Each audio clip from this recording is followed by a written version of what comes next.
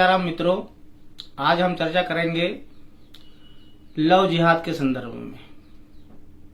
मित्रों, हम सब जानते हैं कि परिवार समाज की सबसे छोटी किंतु सबसे मजबूत इकाई है।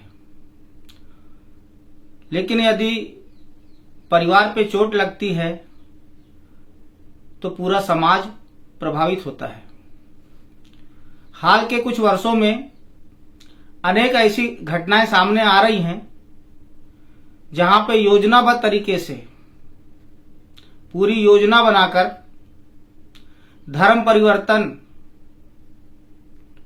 करके समाज को असंतुलित करने का प्रयास किया जा रहा है और उनका उद्देश्य यही है कि समाज कहीं न कहीं असंतुलित हो और हमारा राज आ जाए हमारे देश में।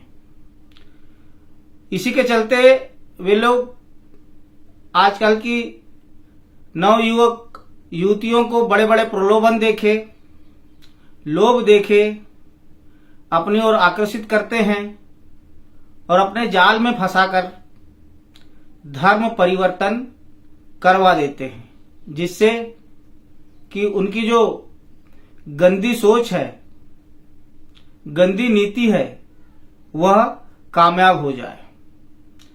तो इससे बचने के लिए मैं हमारे देश के युवक युवतियां, माताओं, बहनों से यही कहूंगा कि हम लोगों को सावधान हो जाना चाहिए।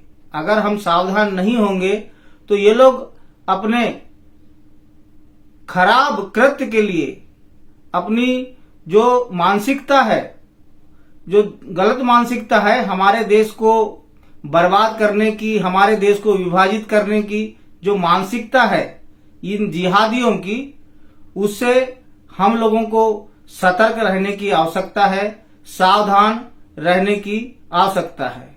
और इसका जो खतरनाक पक्ष है मित्रों, आप लोगों से मैं कहूंगा कि इसका जो खतरनाक पक्ष है, ये लोग क्या काम करते हैं कि मासूम लड़कियों की भावनाओं से खेला जाता है। झूठी पहचान बनाकर, हाथ में कलेवा बांधकर अपने आप को हिंदू साबित करते हैं कि मैं हिंदू हूं। कहीं कहीं तो अपना नाम भी बदल देते हैं और ये हमारी माताओं बहनों को फंसाने का प्रयास करते हैं। और बहुत सारी युवतियां इस चक्कर में आ भी जाती हैं, इनके जाल में फंस भी जाती हैं। झूठे वादे देंगे, है ना, आपको अच्छे अच्छे सपने दिखाया जाता है, झूठे वादे किए जाते हैं और कहीं कहीं भय भी दिखाया जाता है ना। अगर आप ऐसा नहीं करोगे तो आपके परिवार वालों को मार डालेंगे, है ना, आपके परिवार को चोट पहुंचाएंगे और प्रलोभन में भी फंसा देते हैं कुछ लोग, नया नया प्रलोभन देते हुए। तो इन लोगों से हमको सावधान रहने की आवश्यकता है। अब इसके लिए मैं कहूंगा आपसे कि हम अपने परिवार को कैसे बचाया जा सकता है, अपने परिवार को हम कैसे सुरक्षित रख सकते हैं। ये कानून उतनी हमारी सहायता नहीं करेगा। बहुत सारे कानून तो सरकारों ने पहले भी बनाए, अभी भी बनाए, लेकिन कानून बनाने से कुछ नहीं होगा। कानून का एक अलग पक्ष है, मैं उसके विरोध में नहीं हूं, कानून के विरोध में, कानून का एक अपना अलग पक्ष है, लेकिन हमको ही अपनी सुरक्षा करना पड़ेगा, है ना, हमको ही अपनी सुरक्षा करना पड़ेगा। और सुरक्षा हम कैसे कर सकते हैं, इसके लिए मैं आपसे कहूंगा कि सबसे पहले आता है अपने परिवार की भूमिका आ जाती है ना। अब परिवार की भूमिका कैसे आती है कि हम अपने परिवार में ऐसा कुछ संतुलन बना के रखें, ऐसी कुछ मानसिकता बना दें कि हम परिवार में प्रेम और सौहार्द और अपने बेटों से, अपने बेटियों से उनके भी मन की भावना जानने का प्रयास करें और उनको सच्चे मार्ग बताएं, है ना। हम उनको सच्चे मार्ग बताएंगे तो वो गलत मार्ग में जाने से बच सकते हैं। और नंबर दूसरे पे आता है संस्कार और शिक्षा। और संस्कार और शिक्षा कहां से आएगी, ये भी तो हमारे घर से ही आएगी ना, हम ही तो बताएंगे। और इसके लिए हमारे हिंदू धर्म में कितने अच्छे अच्छे ग्रंथ दिया हुआ है, तो अपने ग्रंथों की जानकारी अपने बच्चों को दें, ग्रंथों की शिक्षा अपने बच्चों को दे। हमारी संस्कृति की शिक्षा अपने बच्चों को दे, तभी हमारे बच्चे गलत मार्ग में जाने से भटकेंगे। नहीं तो वो तो प्रलोभन दे ही रहे हैं, वो तो दिखा रहे हैं, वो लोग अपना काम कर रहे हैं। उन लोगों को इससे मतलब नहीं है कि इनका परिवार टूट रहा है या बन रहा है, उससे उन लोगों को कोई भी मतलब नहीं है। जिहादियों को मैं कहूंगा कि जिहादियों को इससे कोई मतलब नहीं है कि सामने वाले का परिवार टूट रहा है, क्योंकि वो चाहते ही हैं कि हम हिंदुओं का परिवार टूटे और उन लोगों का, जिहादियों का परिवार बढ़े, ताकि जनसंख्या उनकी ज्यादा हो, और जनसंख्या ज्यादा होने के बाद में वो लोग हमारे देश का विभाजन कर सकें। यही उनकी मेन और मूल सोच है। ये हम लोगों को समाज में सोचना पड़ेगा कि इससे हम कैसे बचें, है ना, इससे हम कैसे बचें, ये हम लोगों को अपने ही घर से प्रयास करना पड़ेगा। तब जाके हमारे बच्चे और बच्चियां ये लव जिहाद नाम का जो एक कीड़ा चल गया है ना, ये कीड़े से हम लोग छुटकारा पा सकते हैं, है ना। धर्म और संस्कृति, परिवार और परंपरा, यही हमारे बच्चों को बचा सकती है ना। और उसके बाद में आता है कि सामाजिक सतर्कता। सामाजिक सतर्कता कैसे रखें।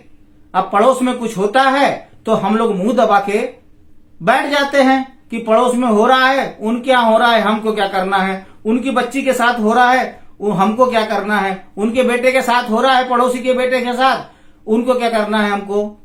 ये जो सोच है ना, ये सोच को हमको बदलना पड़ेगा। अगर देख लिए कि कहीं किसी के साथ गलत हो रहा है तो हमको एकजुट होके उस गलत कार्य का सामना करना पड़ेगा, उससे लड़ना पड़ेगा, और वहां जाके हमको अपना बल दिखाना पड़ेगा।